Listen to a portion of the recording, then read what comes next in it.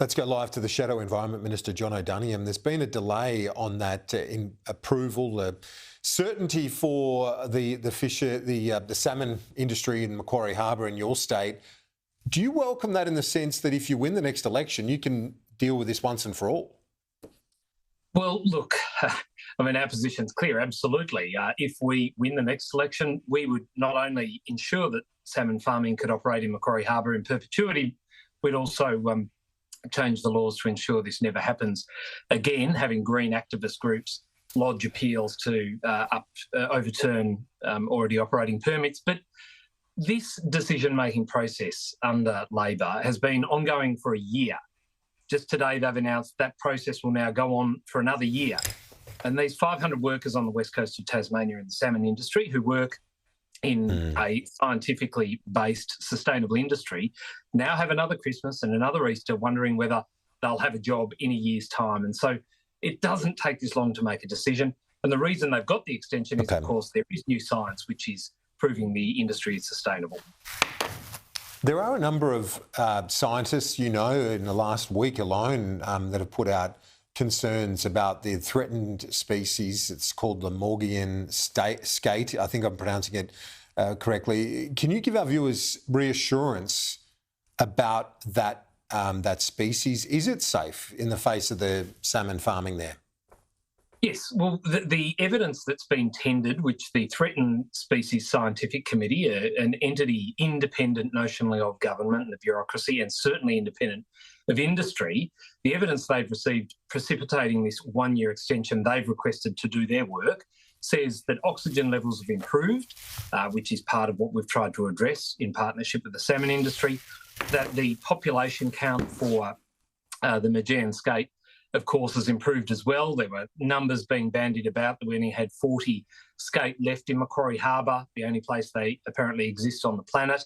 Well, in one day of counting, they found 40 in and around the pens, just as an example. And of course, our captive breeding program, funded by, in part, industry and government, has seen tens of baby skate hatching down at our hatchery here in Hobart. So the skate is safe, and industry want to operate in the environment in a way that doesn't harm it.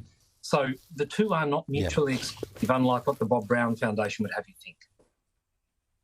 So, OK. And with this delay, though, and I know there are other Tasmanian politicians, including Senator Urquhart of the Labor Party, Dean Winter, the new opposition leader, I spoke to him recently.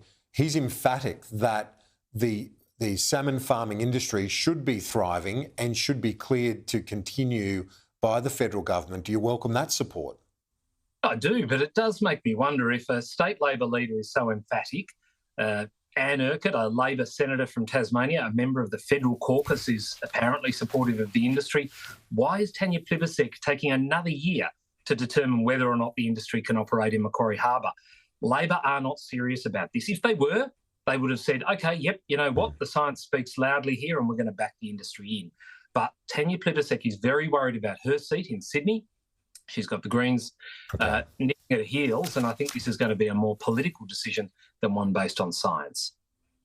Some talk about Rebecca White, the former Labor leader in Tasmania, tried to win a few times as opposition leader, failed at the state level in terms of securing government, but there's talk that she might move to the federal parliament in the seat of Lyons. Is that something that would be welcome, to have more senior Tasmanian people in the parliament? Well, it's kind of unusual how this has transpired, I have to say. I mean, first of all, Brian Mitchell hadn't told the electorate that he wasn't running again. Yet here we are hearing the Labor Party talking about replacing him with Beck White, who, as you point out, has lost 3 state elections now as Labor leader. So one has to wonder whether the Labor Party just treats Lyons as a consolation prize rather than a serious electorate in which they need to do good things to grow the economy, create jobs, etc.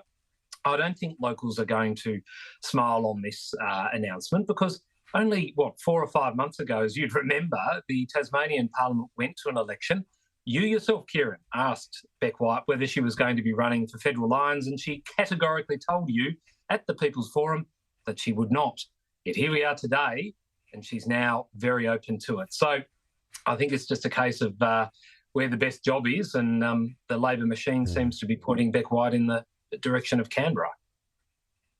6 months, a long time in politics. Finally, on the upgrades for the Prime Minister, he's turning his attention to some others, like Opposition Leader Dutton and Paul Fletcher, for their upgrades. Is it something where if it's declared, even if he was Transport Minister, and their personal flights, economy to business or first, whatever it was, if it's declared, does that diminish the suggestion of a conflict of interest? No, look, this is not a question of were upgrades received, were they declared. We know the answer to both of those, and in fact, that's why, at least for the most part, we're having this conversation.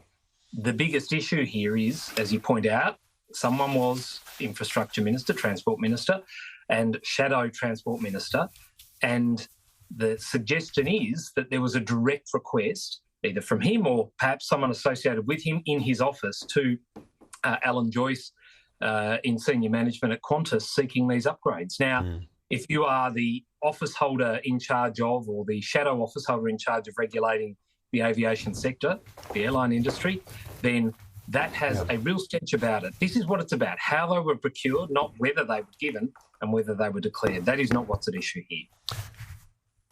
Senator Duniam, appreciate your time. Thanks, Kieran.